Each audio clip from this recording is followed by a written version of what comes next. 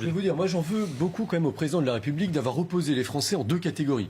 D'un côté l'ancien monde, de l'autre le prétendu nouveau, d'un côté les populistes, les progressistes. Et je peux vous livrer vraiment un témoignage de terrain de maires qui en ont ras l'écharpe.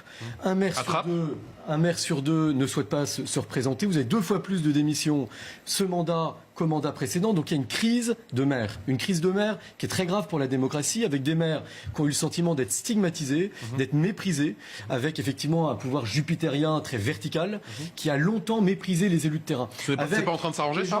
Je rajoute un pouvoir très technocratique, avec des mesures qui sont prises sous les dorures de la République, qui sont conceptuellement parfaites. Conceptuellement, il n'y a rien à redire. Non, et nos énarques, en général, sont brillants pour ça. Sur le terrain, c'est une catastrophe. La taxe d'habitation, c'est un impôt qui était accepté. C'est le lien dans nos villes, la taxe d'habitation, je suis heureux de le voir. Bien sûr, parce que on sait pourquoi on paye. Les habitants payent pour un service public local. Là, on est en train de mentir.